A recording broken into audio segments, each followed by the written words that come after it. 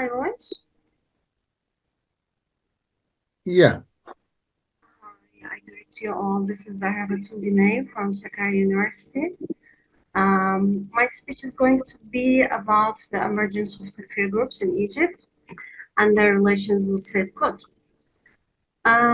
After the abolition of the Caliphate in 1924, the occupation movements of West in the Islamic lands led to the strengthening of the Islamic groups. Indeed, conservative people didn't remain silent about this process, and this revealed disagreements between secularists and conservatives. On the question of why Muslim societies were subject to occupation, secularists point to religion as the cause of their failure and instability, but conservatives are divided into two. While Salafists found the solution in a return to genuine Islam, modernists focused on the liberation of the logic and called for collaboration with the West in a common model and reforming religion. The effort of the Muslim Brotherhood, the strongest Islamic community in Egypt, to give a comprehensive view of life in the axis of political practices had an important impact on the transformation of these religious endeavors into political Islam in Egypt. In 1938, the Brotherhood actually entered the political arena for the first time. Actually, syncretism between modern Islam and Quranic Islam made Ikhwan the most popular group in Egypt. In addition to the Brotherhood's close relationship with king and governments, as well as their closeness to the pragmatic approach in political issues, led to the anger of the conservative groups in their community, which led to the emergence of dissents within Ikhwan. Yes. Slaytlar ilerlemiyor. Yeah. Kapatın bir daha açın. Şimdi oldu. You can see now? Okay. Yes, that's good. My speech will reveal the development of anti-occupation militancy in Egypt, and then will shed light whether these promoter groups were affected by Said Qutb or by Said Qutb's doctrine of Jahiliyyah. Okay. Assassination movements against Western-backed politicians escalated during the era of Hassan al-Banna. Although Banna raised these young Ikhwan on jihad, he always opposed their uprising against the colonialists and called Ikhwan who took to the streets against the British to return to their homes. All Banna wanted was to set up branches throughout the country and establishing new schools and educate people on Islam. And his reluctance to put the jihad discourse into action, as well as his hesitation in his stance against colonialism, led to increased anger within Ikhwan and prompt some of the Brotherhood to find their own solution to occupation and to ensure their own justice with their own capabilities.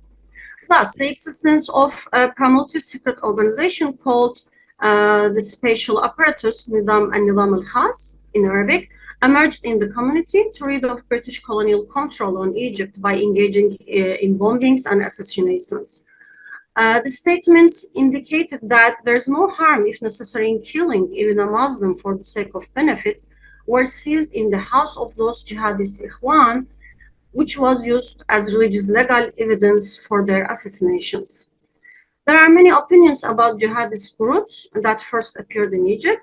The first view is on the starting point of this jihadist group. Some claim that special apparatus emerged to seize power within Ikhwan.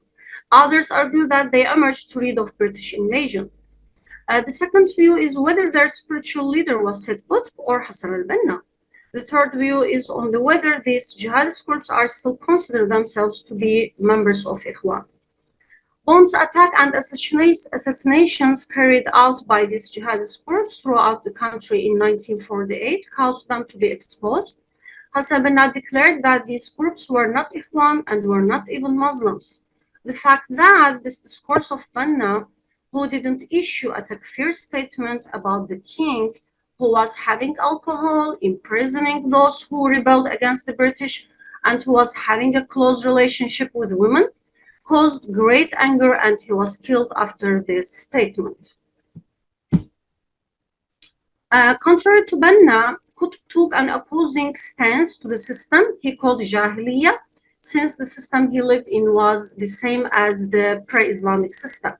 Through the doctrine of Jahiliyyah, the brotherhood who were raised by al-Banna to obey the king and the regime and not oppose him, became more determined in civil disobedience and learned that there was a divine justification for this resistance.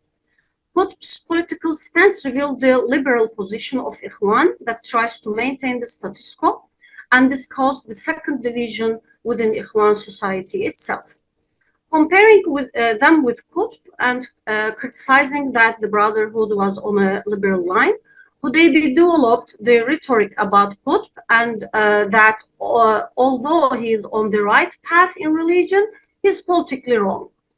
Perhaps he was trying to find the solution for the survival of Ikhwan in the system, but he showed that he is literally advocating that religion and politics should be separated. After they overthrew the king together, Said Qutb announced his separation from Jamal Abdel Nasser because of his cooperation with Americans. Nasser sentenced Qutb to death on charges of attempting to overthrow the government and engaging in terrorist activities.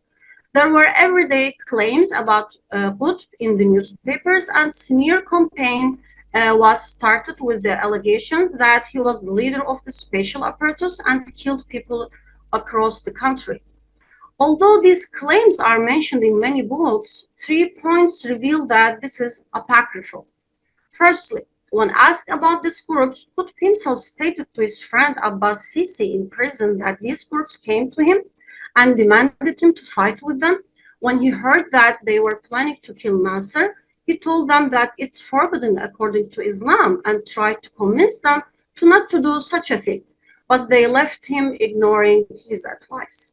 Secondly, how was he can train those youngs to use weapons while he was in the most severe condition of his illness after he lost his lung and was suffering from cancer after spending 10 years in prison under severe torture. Thirdly, while Qutb was admitting without hesitation that he participated in the military coup, why he felt the necessity of refusing to join the special apparatus.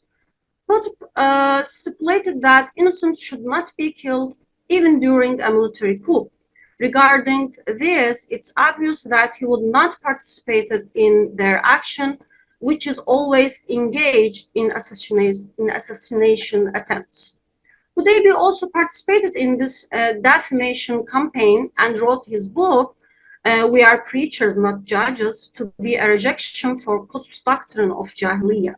Although Hudaybi acquitted the Ikhwan before the government, dissension within the community reached insurmountable levels. Despite Hudaybi's rejection, the interest in Qutb continued to grow rapidly, and his doctrine of Jahiliyyah divided the Ikhwan into two. Until the early 80s, apart from Ikhwanism and Qutbism, no other religious discourse with that influence emerged in Egypt society. To summarize, the Islamic groups that were deeply affected by Said Qutb's execution added the idea of Takfir to the doctrine of Jahiliyyah after his death, and there is no evidence that Qutb has any contact or ties with the special apparatus in the source of any primary brotherhood, including Hassan al-Banna, nor in any memoir of other dignitaries within Ikhwan who were imprisoned at the same time with Qutb. Thank you for your attention.